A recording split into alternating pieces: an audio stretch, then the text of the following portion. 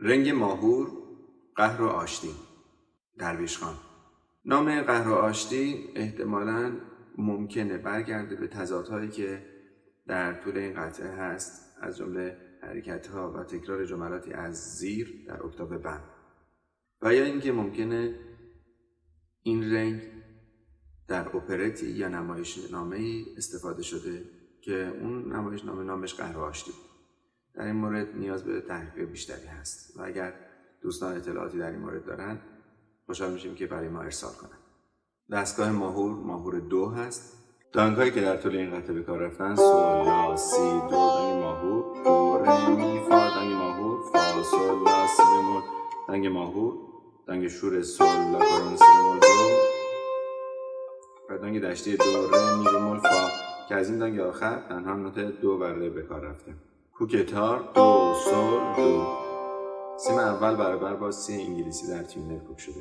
بم دو دو بم دو دو بم سول فا می فا ره می دو ره سول فا می فا ره می دو ره دو ره می ره می ره ره دو دو دو ره می ره می ره ره دو دو سی دو لا سول فا سول می فا سول سول فا فا می سول می فا ره می ره می فا فا می می ره فا می ره می دو ره می ره ره دو دو دو ره می ره می ره ره دو دو سی دو سی دو ره ره ره دو ره بم ره ره سی دو ره ره ره دو ره سول فا می ره ره دو ره سول فا می ره ره دو ره می ره دو ره دو سی سول لا سی دو ره دو ره سول فا می فا ره می دو ره سول فا می فا ره می دو ره دو ره می ره می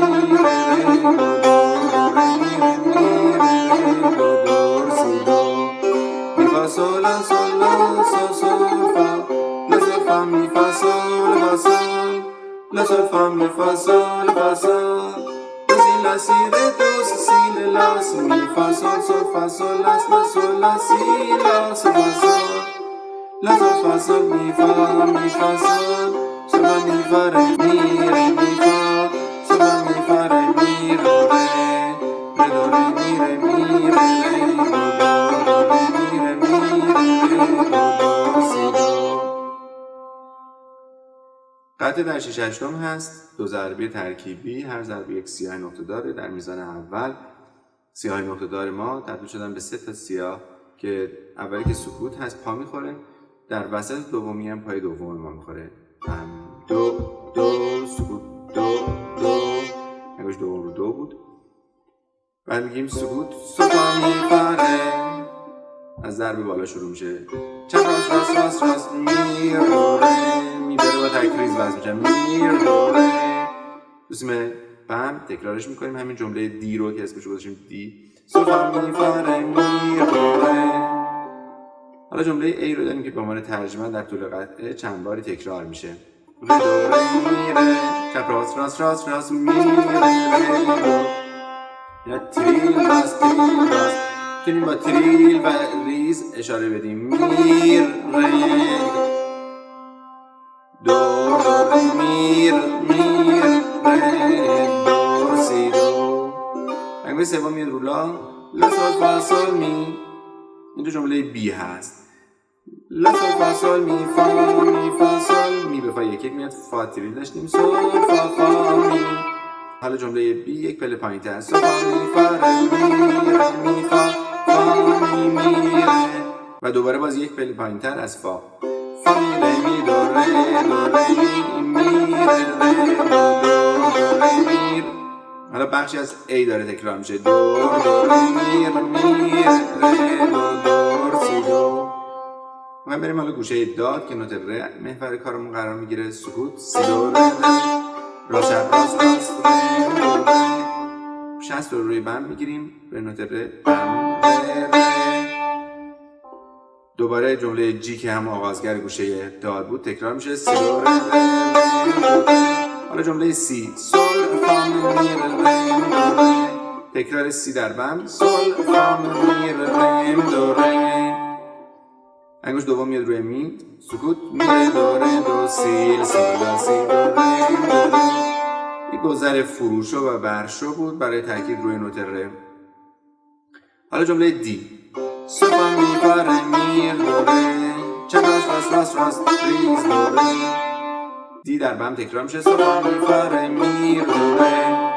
جمله فرود برای گوشه داد به سمت ماهور همون جمله ای هست. ره دو ره می ره می ره دو دو می ره دو سی دو.